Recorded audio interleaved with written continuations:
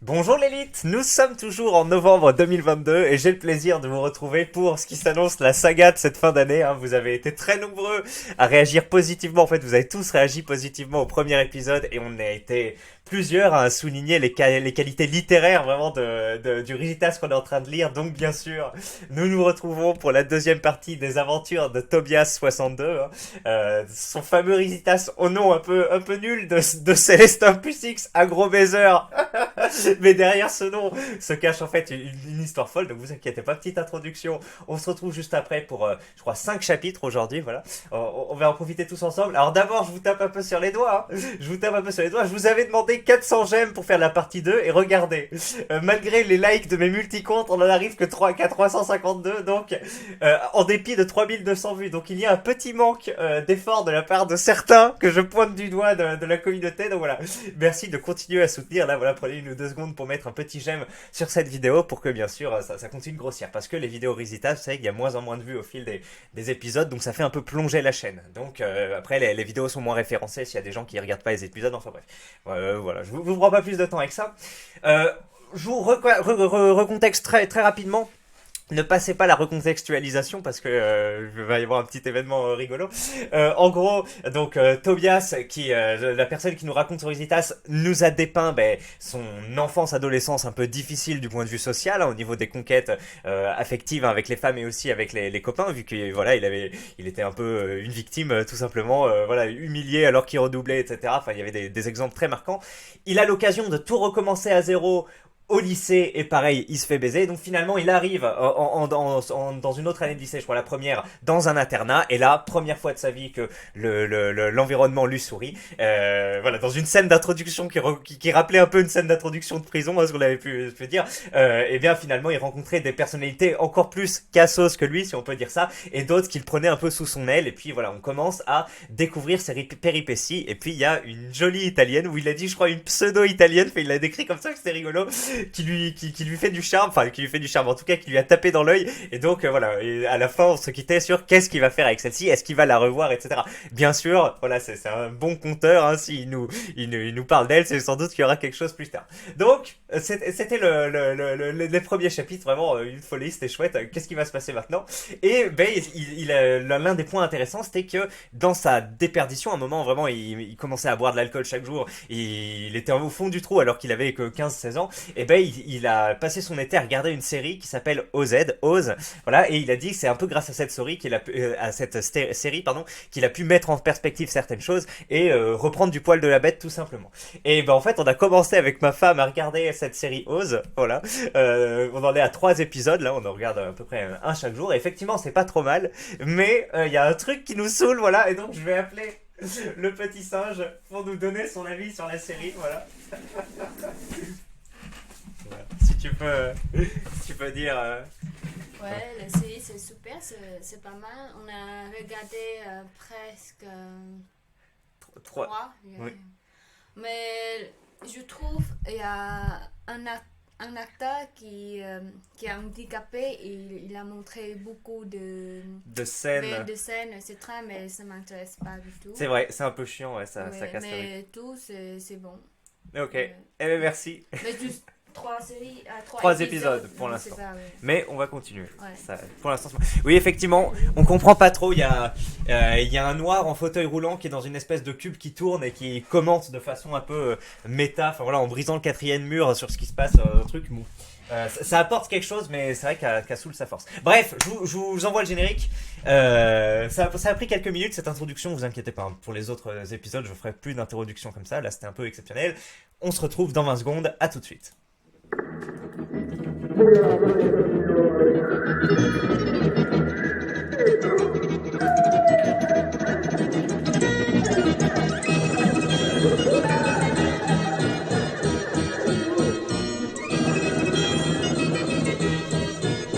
Un forum normaux avec des gens normaux. Hop là. Allez, chapitre 4, vendredi, tout est permis. Les premiers jours de la rentrée se passent plutôt en dents de scie. En cours, tu commences à te sentir plutôt à l'aise. En fait, tu traînes qu'avec Marty qui, lui, est extraverti de fou et est limite pote avec tout le monde. Marty est caractérisé par ce sticker qui en a fait marrer quelques-uns avec Brice de Nice. Lucas te reprochera d'avoir quitté la chambre.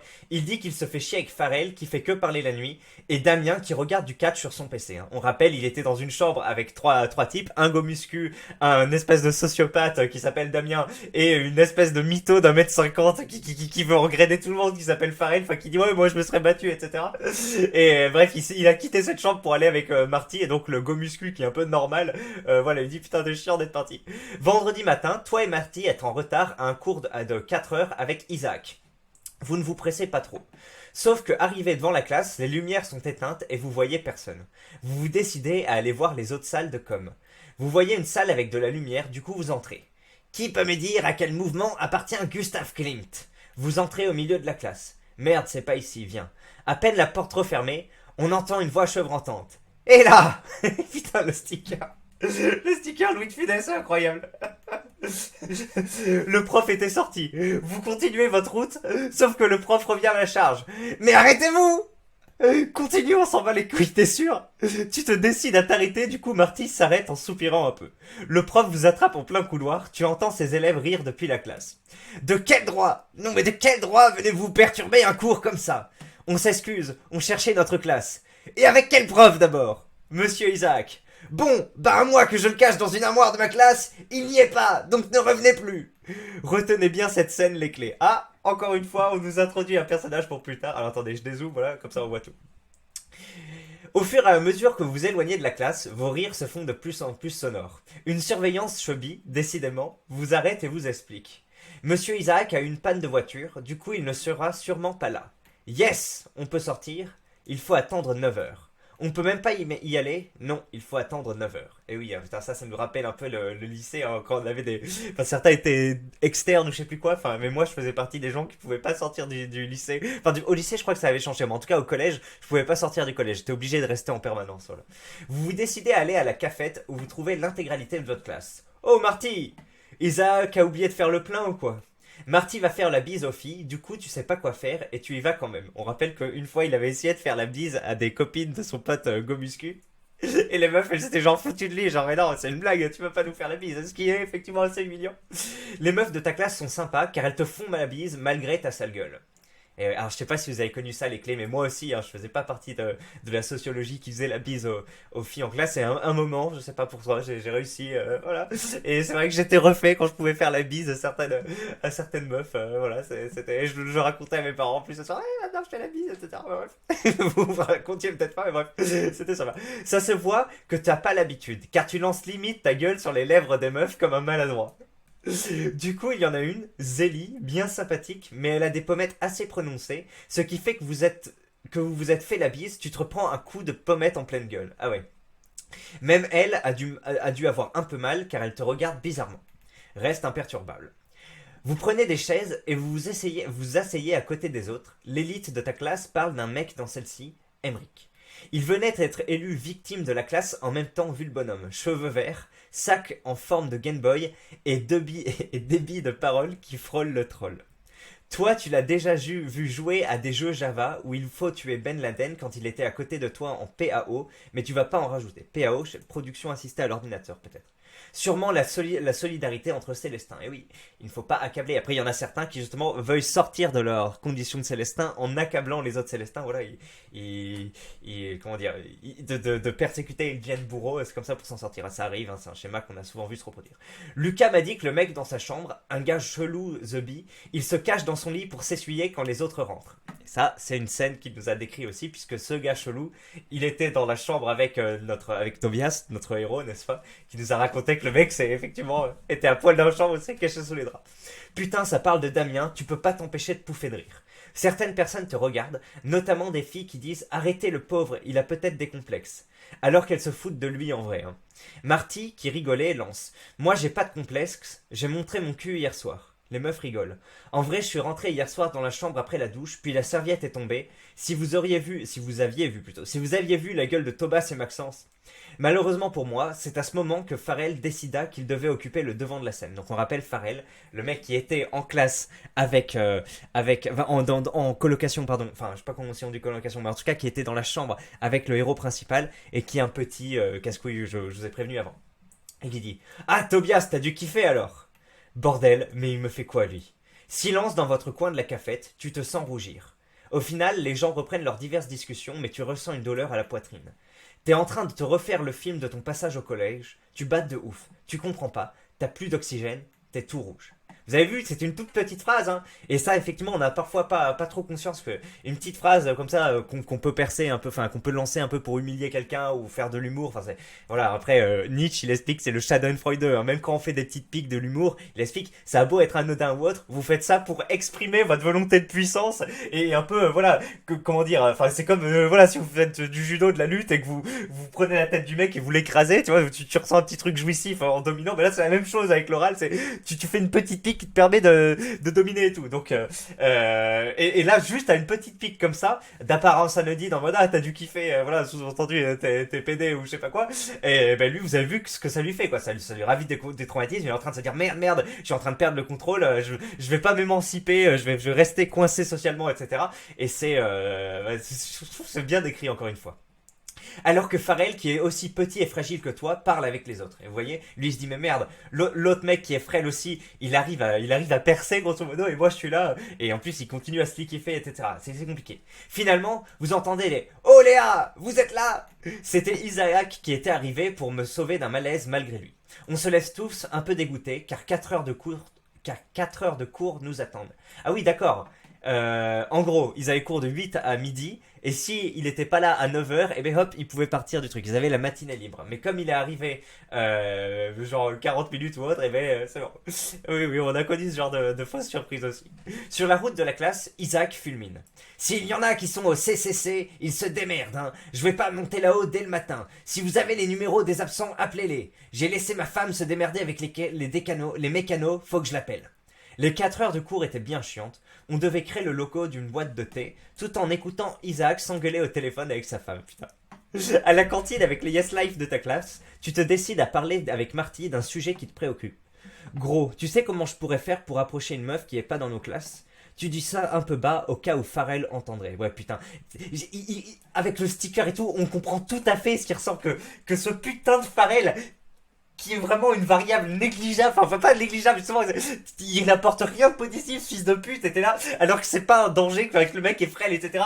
Tu te dis putain faut pas qu'il m'entende parce qu'après il peut faire capoter mon plan, il peut ébruiter, enfin c'est vraiment un mec en qui t'as aucune confiance, enfin c'est énorme comment il décrit bien à quel point on ressent de l'animosité envers lui.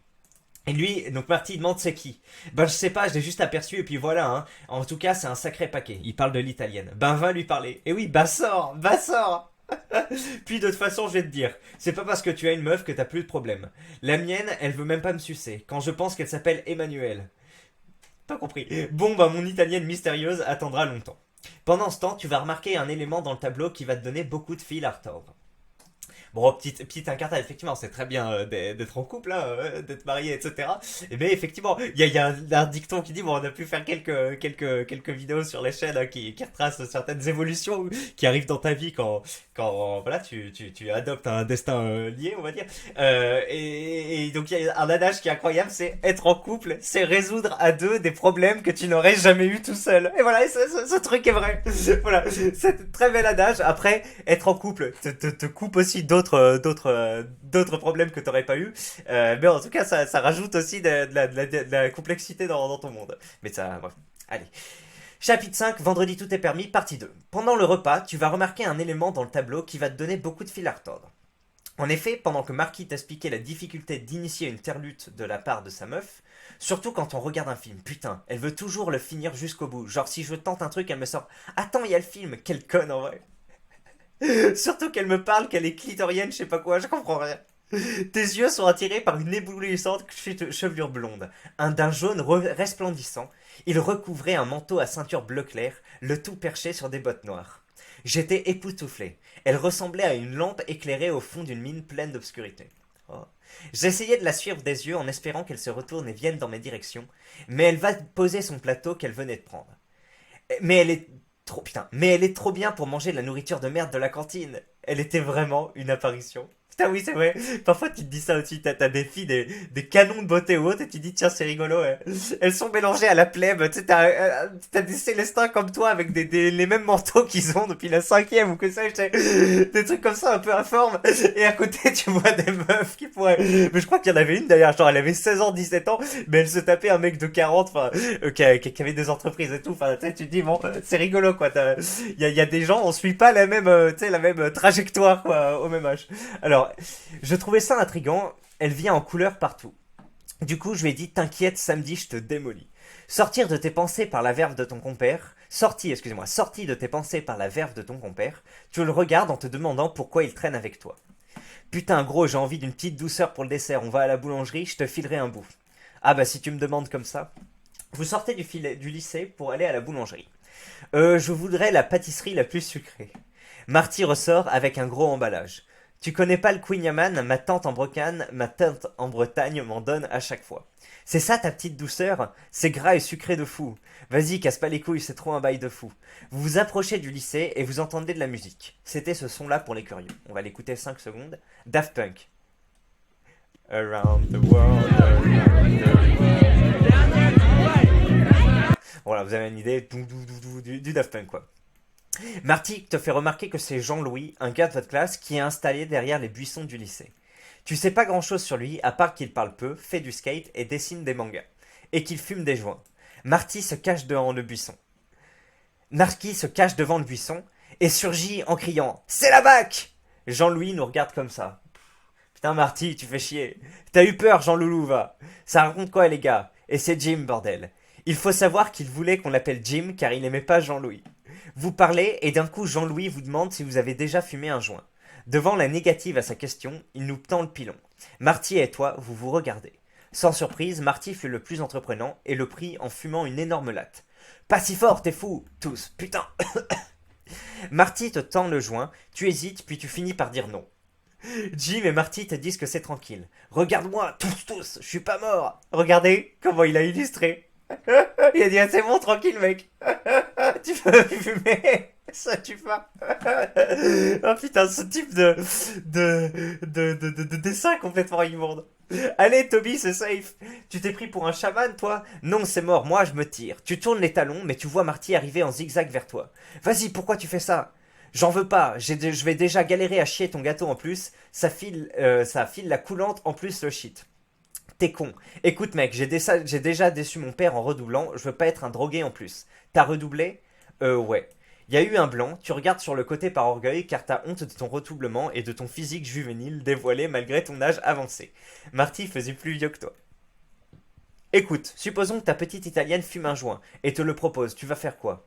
Putain mais quel est le rapport? Prends-le, au lycée on fait comme les lycéens. Non, je vais pisser. Vous voyez? Ah Marty, pour l'instant, il était présenté quasiment que sous un angle positif, hein, même si bon, voilà, enfin, on n'avait pas trop compris s'il avait le droit ou pas de sortir pendant la pause déjeuner pour aller manger avec lui ou autre. Enfin voilà, c'est un petit peu un plaisantin quoi. Mais ouais, il commence à l'entraîner effectivement sur un petit chemin scabreux. Je sais pas s'il y avait vraiment le terme. Mais voilà, des gens qui essayent un peu de te forcer comme ça à boire de l'alcool ou à fumer des trucs. Moi, ça me casse toujours les couilles. Non, non. Quand je bois de l'alcool, putain, j'en discutais avec un boxeur justement. Il est pareil que moi. Voilà, moi je déteste le goût de l'alcool à part le cidre sucré ou autre ou le rhum arrangé. Voilà, j'aime ça. Mais je déteste ça. Et quand j'étais effectivement adolescent ou autre, j'aimais pas. Soit c'était des soirées sèches, je buvais pas d'alcool, j'ai pas envie d'en boire et ça me cassait les couilles quand des gens me forçaient comme ça. J'avais envie de les frapper. Et par contre, quand j'étais parti pour me bourrer la gueule, enfin, je vous ai déjà raconté, je mangeais pas pendant un ou deux repas, enfin, peut-être j'étais à jeun toute la journée, et voilà, je mélangeais juste un peu de vodka avec du thé vert ou autre, enfin, tu sais, je mettais beaucoup d'eau avec pour qu'après, derrière, ça me déshydrate pas, et je buvais, et juste en 5 minutes, et pour 3 ou 4 euros d'alcool, j'étais bourré comme ça, et voilà, bon, faites pas forcément ça, parce qu'après, vous vomissez plus facilement ou autre, bon bref, et en plus, vous avez peut-être moins d'énergie, enfin, mais bref, et ça m'a toujours cassé les couilles, alors des gens qui m'ont forcé à fumer comme ça, j'en ai jamais eu, mais des mecs qui disaient vas-y bois, ça cassait les burnes. Donc bref, qu'est-ce qui va se passer? Du coup, il va pisser parce qu'il résiste à l'injonction dévergondante de son camarade.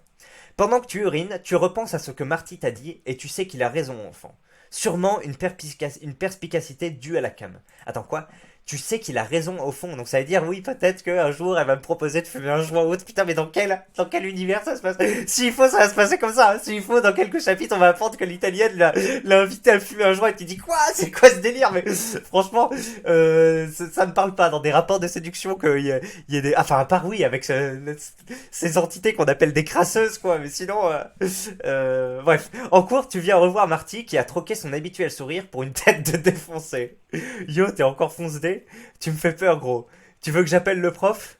Eh non, je rigole. Eh oui, il surjouait sa tête de défoncé. Je vais bien, haha, sauf que ma sueur sent le joint, dit-il en se reniflant.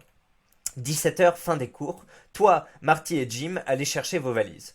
Tu apprends que Marty et Jim rentrent avec leurs parents en voiture. Je vais être tout seul à prendre le train.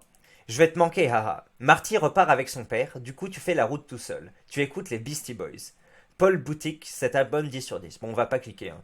Mais voilà, imaginez-vous une chanson de 10 sur 10. Sauf que sur le chemin, tu remarques un groupe de ta classe, tu te décides à aller vers eux, tu t'apprêtes à leur faire signe.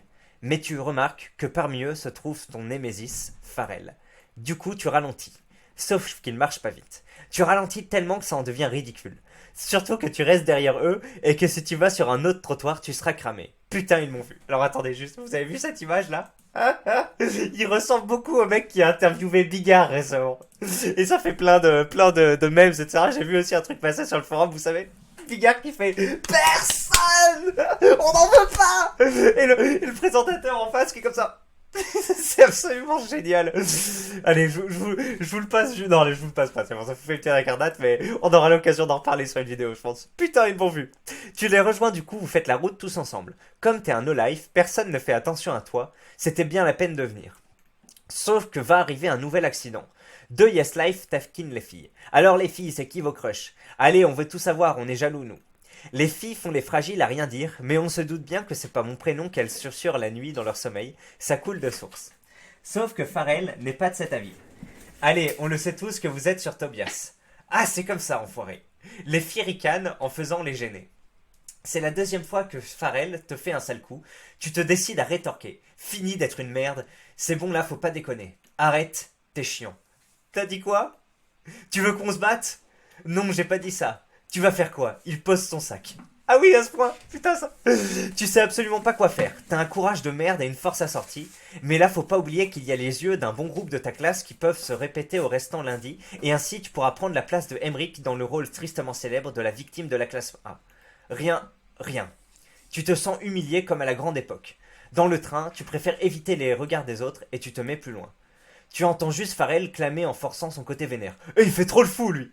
Putain, mais c'est quoi cette scène? Ah, j'ai jamais trop vécu de truc comme ça, mais là, à le lire, il y a mon sang qui bouillonne. T'es là, tu te dis, vas-y, fais le tête, s'il met une patate, c'est pas grave, je remets une patate derrière. Ah là là, faut que ma boxe me serve à quelque chose. Tu te dis tous ces sports de combat que je pratique, tout ça pour me faire poignarder par derrière si un jour j'arrête une altercation dans le tram. Et là, pour une fois que t'as l'occasion de te battre en 1 contre 1, bah bon, c'est pas lui qui fait. Bref, il a pas fait de sport. Et si au lieu de boucler ton été là à jouer aux jeux vidéo et à faire et à prendre des... Ah mais non, de toute façon les salles de sport sont fermées en été. Bon après t'aurais pu t'entraîner comme ça, mais bon, allez, pas grave. De toute façon la lutte est plus efficace que la boxe. Allez, tu vois même des meufs venir lui parler car il s'est énervé. Alors ça c'est le pompon, putain, elles sont là en mode comme il a marqué des points parce qu'il s'est énervé, les meufs vont être en mode comment ça s'appelle tu sais, de poser la main compatissante. Alors, allez, c'est bon, t'énerve pas, etc. Putain. Et bien sûr, elles vont pas vers la vicose. Hein. Vous savez que ça arrive, mais non, dans la plupart du temps, elles vont faire ça avec le pseudo de Chad. En plus, c'est pas du tout un Chad. Bon, ce Rizita, c'est énorme, non? Vous êtes comme moi, quand vous regardez ça, vous êtes transfiguré, non? Et excusez-moi d'interrompre tout le temps. Excusez-moi, bande de pétasses hypocrites, mais c'est moi qui viens de me faire offenser.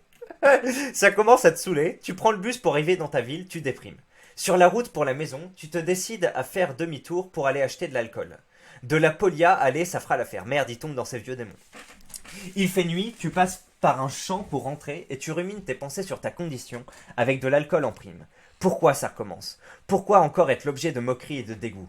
Comment ce moins que rien de Pharrell a-t-il pu oser? Comment est-ce qu'il a décelé ça chez toi? Et oui, c'est vrai, comment est-ce qu'il a décelé que t'étais faible? Ces blagues de merde, il savait qu'il me pourrait les faire, car t'es qu'un lâche. Non, pardon, excuse-moi. Ces blagues de merde, il savait qu'il ne pourrait les faire qu'un lâche. Si tout le monde est au courant lundi, je suis foutu. Et même mon gilet pare-balles de Marty ne colmatera pas assez la honte. Tu pensais que laisser le collège de ta ville pour le lycée et une autre ville allait te sauver, comme si ton problème était géographique du conve. T'as pas de couilles. Le problème, c'est toi, ton manque de courage, d'investissement. Forcément que des vautours avides de popularité comme Pharrell allaient se lancer sur toi. Entre chaque réflexion, tu te remets un coup d'alcool. T'en as marre. T'as pas envie de pleurer. Non, t'as pas envie de pleurer, t'as envie de crier. Tu poses ta bouteille, tu te mets à crier de toutes tes forces dans le champ. Ah! Tu inspires, tu expires, et tu remets ça. Ah!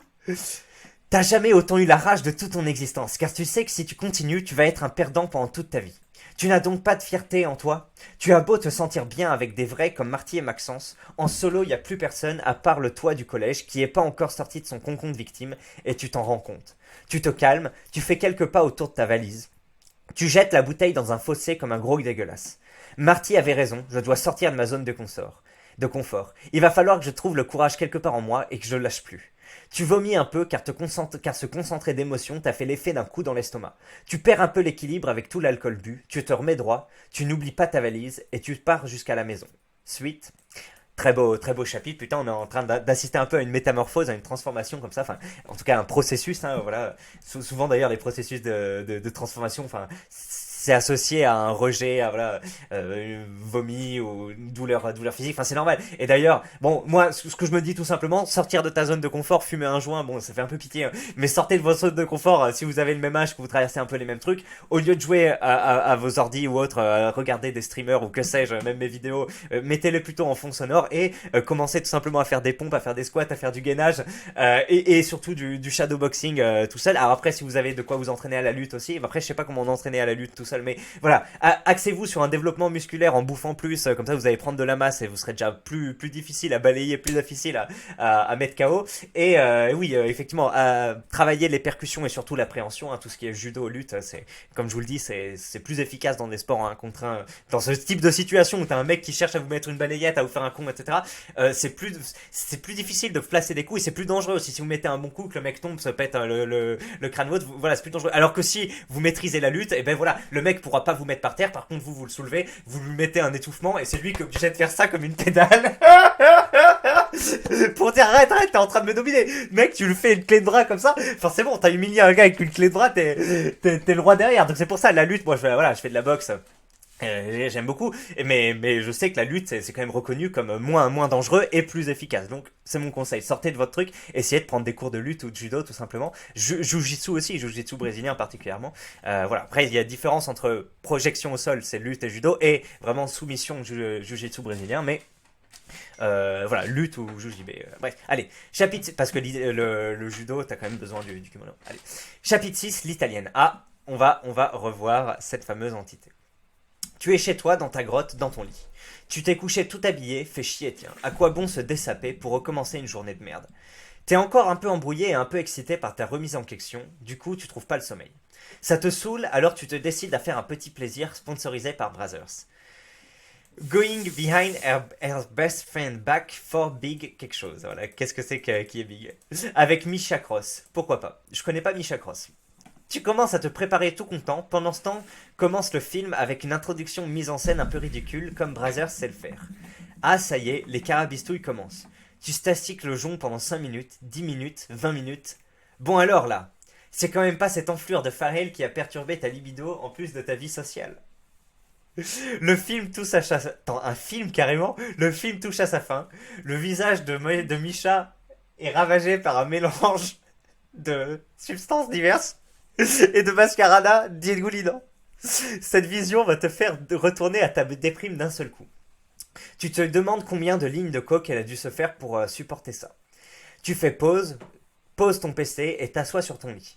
Au milieu de tes pensées nocturnes imbibées d'eau de feu, tu revois la silhouette de l'italienne.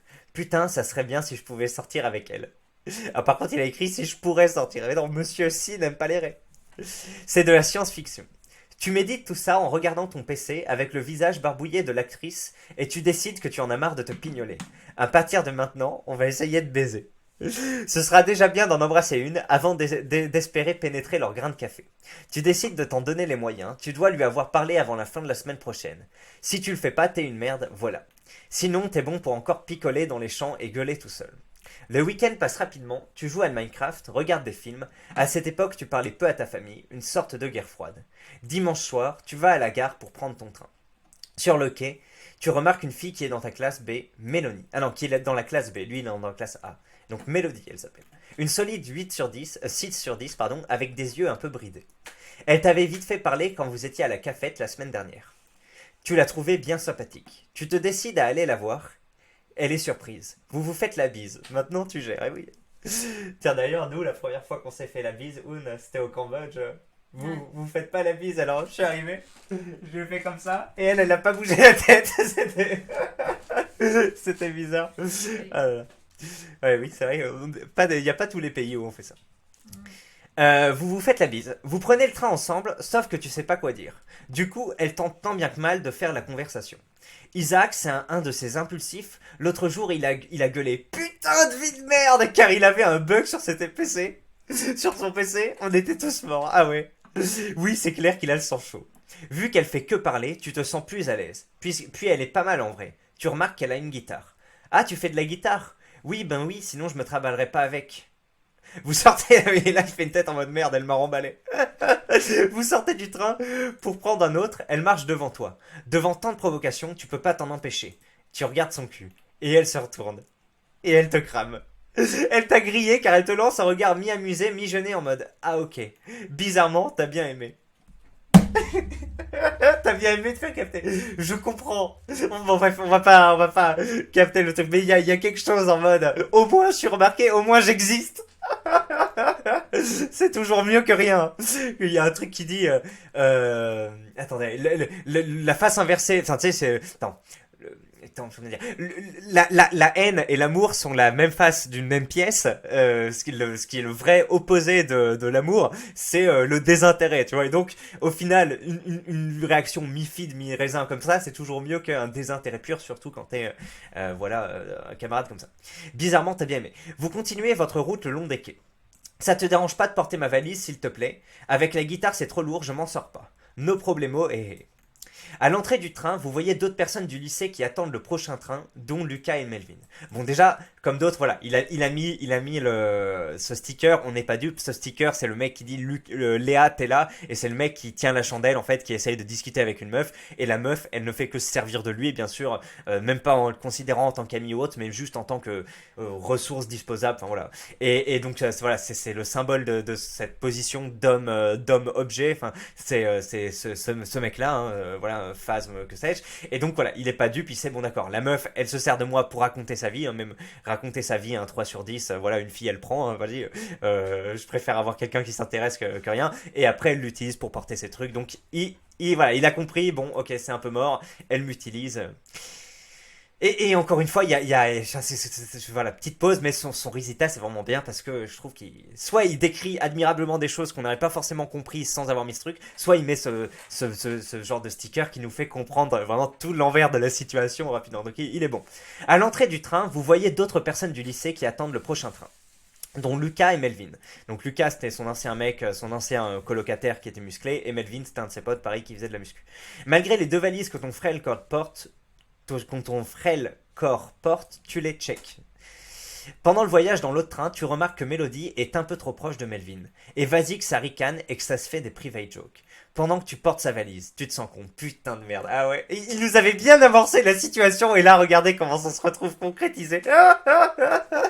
Chad profite de la gourgandine pendant que Pucelin porte sa putain de valise après ne pas avoir pu en placer une et écouter ses psalmodies pendant 20 minutes. C'est absolument incroyable. Arrivé à l'internat, tu tombes sur Burno qui attend sur une petite table avec les feuilles d'entrée d'interne. Tu remarques qu'il écrit quelque chose, un texte sur un petit cahier à côté. Il doit se faire chier. Ah, ça, petit fusil de Chekhov, qu'est-ce qu'il est en train d'écrire à côté? Est-ce qu'il écrit une histoire ou autre? Tu redonnes sa valise à Mélodie qui te gratifie d'un merci, t'es trop gentil. Avec un doigt d'honneur. Je suis surtout trop friendzoné, ouais. On se rejoint au foyer, Melvin? Tout de suite. T'as tellement le seum que tu montes directement dans ta chambre. Oh putain. Incroyable ces péripéties, vraiment bravo. Allez, on continue. Dernier chapitre du soir, enfin de la journée, les clés. Je pense qu'on pourra encore une fois féliciter. Vous savez que les mecs qui écrivent des résultats, même quand ils ont du talent, etc., ça leur fait très plaisir d'avoir des retours et autres. Même si vous dites putain, c'est tellement bien. Voilà, écrivez un commentaire, soit sur cette vidéo, je pense qu'il lira un peu les commentaires, soit sur le topic directement pour l'encourager, le féliciter. Ça donne de la motivation. Même moi, hein. Enfin même moi. Avec mes vidéos, effectivement, quand j'ai mec, il y a peu de réactions et autres, bon, tu te dis merde. Enfin, voilà, je suis un peu sur le déclin ou autre. Enfin, vous voyez ce que vous dites. Mais quand il y a des mecs qui t'encouragent et tout, ça fait toujours chaud au cœur. Voilà, c'est très bien. Et tu te dis parce que tu te dis bon, est-ce que je continue à faire ce truc ou pas? Et d'avoir des gens qui réagissent, bah forcément, ça t'entretient, ça te donne envie. Donc voilà, n'hésitez pas à encourager. Hein, si vous trouvez comme moi que c'est de très bonne qualité, super truc. Allez, Tobias 62 suite. Dans les escaliers, tu croises Pharrell avec un de ses potes. Putain, il a tellement bien vendu le truc que, à peine je lis, tu croises Pharrell, j'ai envie de mettre des gros crochets, c'est incroyable. Tu passes la tête haute, tu entends, v'là la flamette, tu baisses la tête. Tu ouvres ta chambre et ne prends pas la peine de la gratifier de lumière. Tu laisses ta valise en plein milieu et vas te jeter dans ton lit.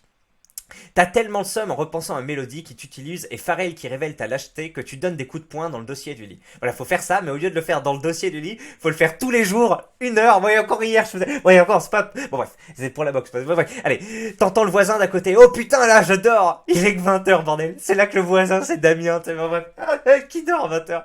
Tu restes comme ça à ruminer pendant 20 minutes, puis tu te sens somnolé. Quand soudain, la lumière fut. Marty arrive en jetant sa valise. Ah bah t'es là, toi. Tu foutais quoi dans le noir? Me dis pas que tu te branlais. Il pose son kebab et sa bouteille de iced tea pendant que tu émerges. Je suis libre, gros. J'ai largué cette feignasse d'Emmanuel. Ah ouais, pour cette histoire de pipe? Attends, pourquoi tu parles du passé? Maintenant, on vise le présent. C'est lui qui... Bref. Le foyer est rempli de filles. Allez, ramène-toi. Il sort de la chambre en chantonnant. Bordel, si seulement t'avais son énergie positive et son balai couillé. Tu sors de ta chambre, qui est la première du couloir, précédé par les toilettes. Forcément, Pharrell est toujours là. Putain, mais quand est-ce que va venir la confrontation avec Pharrell? Il arrête pas de nous la teaser, excusez-moi, de nous la faire miroiter, ça va forcément venir un moment. T'as été faire un petit caca, Tobias. Ton mec Marty est déjà en bas. Tu descends sans rien dire. Regardez tout ce flot d'humiliation, on sait que ça va exploser un moment. Tu ouvres les portes du foyer et bordel, c'est rempli. Les gens discutent, regardent la télé, mangent, font du baby-foot. Tu vois Marty qui t'attend en baby-foot. 2 filles, un peu grasses, jouent avec vous. Putain, il arrête pas de dire quand elles sont grasses, c'est drôle. Marty, arrête de faire des roulettes. Tu vas la voir, ma grosse roulette, coquine. Jean-Louis finit par arriver avec sa moue de déprimé. Salut les losers, vous venez? Il vous fait un signe de fumer. Sauf que c'est pas pour fumer du tabac. C'est toujours mort pour toi, du coup tu dis à Marty d'y aller solo. Tu restes au baby-foot en solo. Sauf que pendant que Marty comblait l'animation, tu avais pas remarqué que Pharrell était là avec ses amis. Tu les entends rire en regardant le dernier What the Cut en sortant les répliques. Tu es pris d'un effroi, du coup tu commences à aller voir le deuxième baby-foot où d'autres gens jouaient. Tu lances un « Je peux jouer avec vous les gars ?» C'était des grands. Daoud, Hamadi, Alan et Julien. Ils te regardent en mode « What the fuck ?» Vas-y prends ma place, je vais fumer. Putain en plus je suis dos à Pharrell, tant mieux comme ça je le vois pas.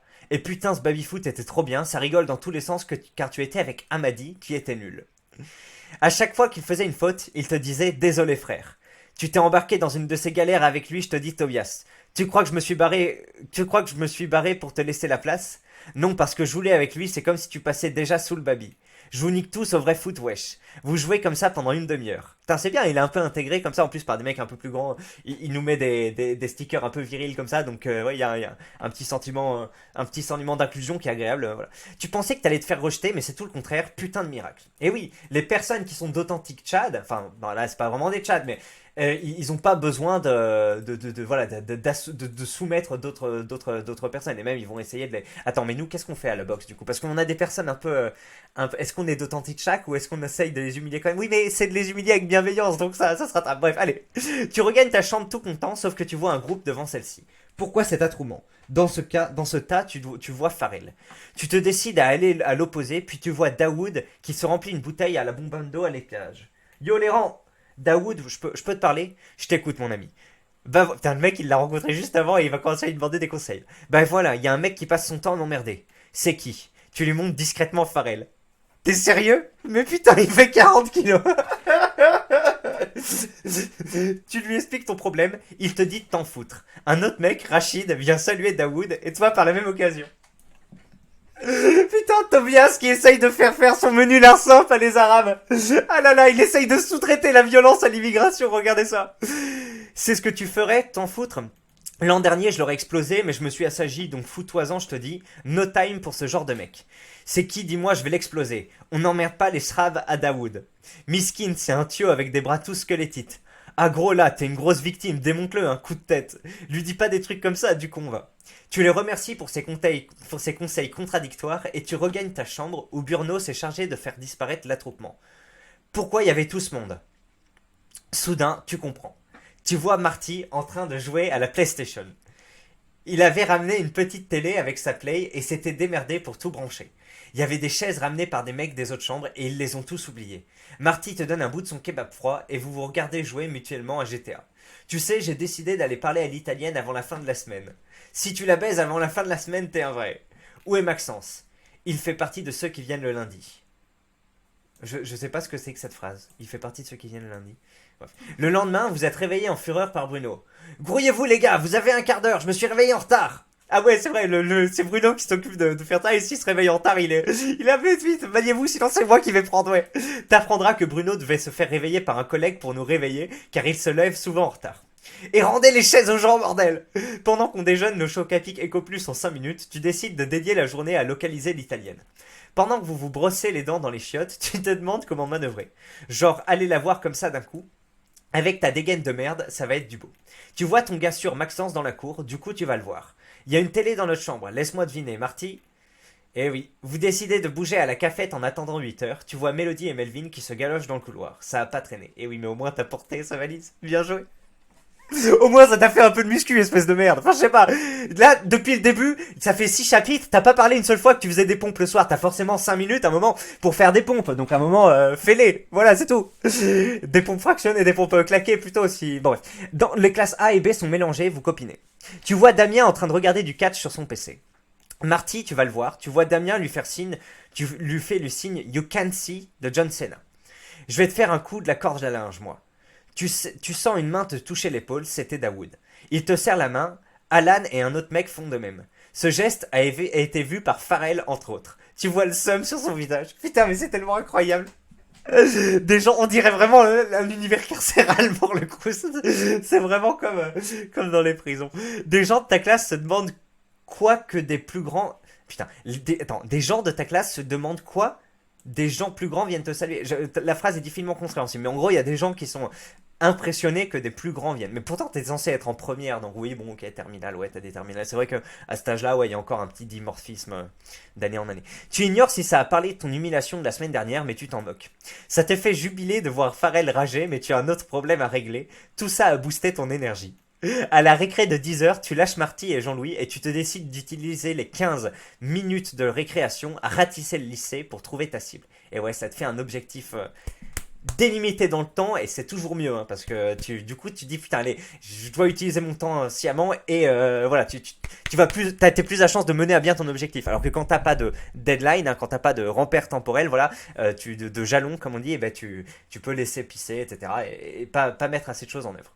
Tu passes au crible la cafette et d'ailleurs moi quand je suis allé parler à ma femme quand on s'est rencontrés que je t'ai vu dans le café, je me suis dit putain le café va bientôt fermer, il faut que j'aille lui parler, lui demander quelque chose avant que le café ferme. Et peut-être que si le café ouvrait toute la journée, peut-être que j'aurais reporté et qu'à la fin tu serais parti et que moi je me serais retrouvé comme un con, voilà. Donc effectivement, c'est pas forcément parce que c'est que sur une période de temps restreinte que que ça joue contre vous. Tu passes au crible la cafétéria. Attends, du coup, tu dois lire tous les commentaires. Non, c'est juste terminé là. J'en ai encore pour, tu vois, juste ça là. Ah, ok. Voilà. Parce qu'on doit tourner une petite vidéo derrière. Donc voilà. Tu lâches Marty et Jean-Louis et tu te décides d'utiliser seulement 15 minutes de récré pour parcourir la cour et trouver la cible. Tu passes au clip de la cafétéria, etc. Et tel Tuco à la recherche de la tombe au dollar dans le cimetière, tu trouves enfin ce que tu cherches avec euphorie et gourmandise. Elle était devant le lycée. Ah oui, c'est vrai, les Yes Life allaient devant le lycée fumer. Tu te caches immédiatement derrière un buisson vers le parking du lycée. Elle est avec une copine à elle avec un valise. Très bien, un valise. Ça doit être comme une valise, mais en plus gros. Donc, elle va sûrement aller la poser. Tu en profites pour regarder un peu mieux que la dernière fois, à travers le feuillage. Et déjà, quand tu l'avais à peine aperçue, elle t'avait tapé dans l'œil.